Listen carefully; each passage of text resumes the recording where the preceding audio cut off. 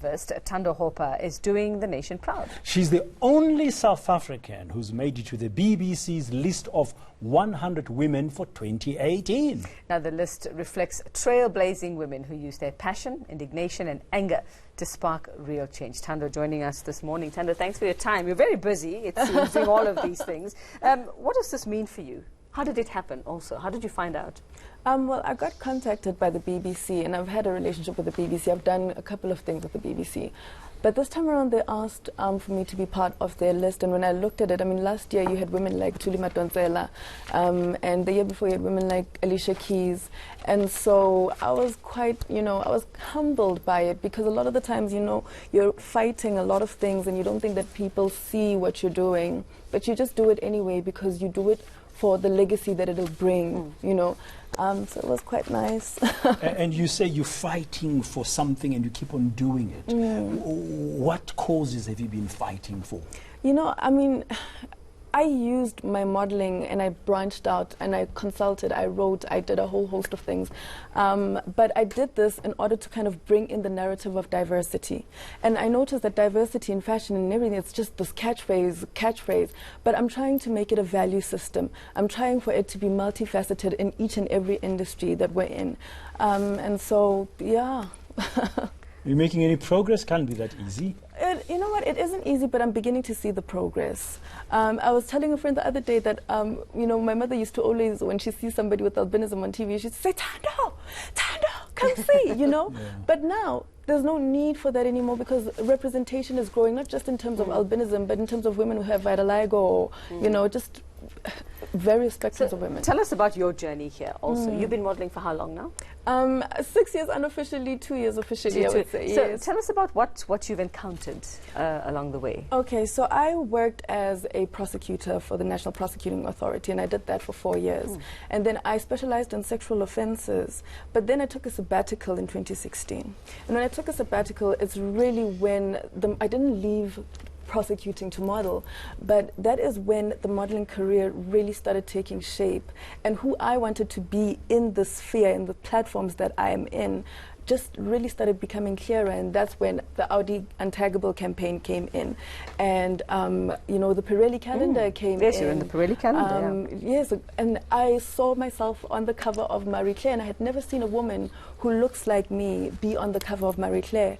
And at that time, like with each and every platform that I took, right now I went to present in Germany a paper with regards to the issues around albinism and representation in media, bringing in a lot of narratives and discourses that people don't really take into account.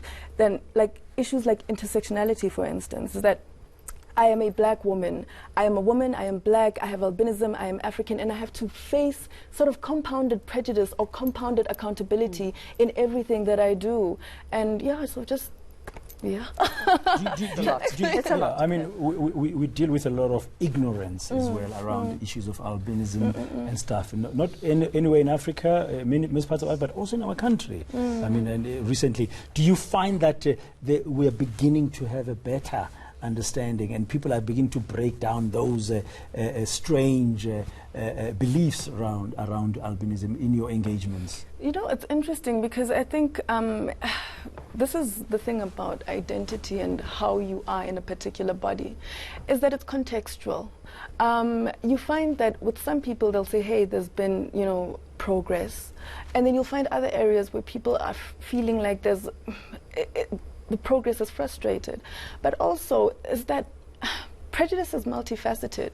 People just think that, it's just some uneducated people who call you names or who have, superstitious beliefs. But actually, there was a time when I felt like the most prejudice I was experiencing was in media. There was a time when I didn't even have a name. It was just albino model does this, albino model does that. So you have to kind of understand that prejudice is multifaceted, and in order for us to bring in those narratives and enlightenment, we need to kind of be more open about that discourse. Do you often hear from your fans? Do you engage with them, the boys and girls, and I'm going to use your words, who look like you? Have you heard from them to say what this actually means and what you mean to them? What encouragement this is for them? You know, it was the most interesting things. The smallest decisions that you make a very big impact. And a small thing like keeping my hair natural, making my, allowing my eyebrows to be pale when I'm seen in platforms like Pirelli. You know, it's incredible how much confidence that gives a young person, because then you say that the way they look is enough and they don't have to modify themselves in order for them to, progress or be accepted.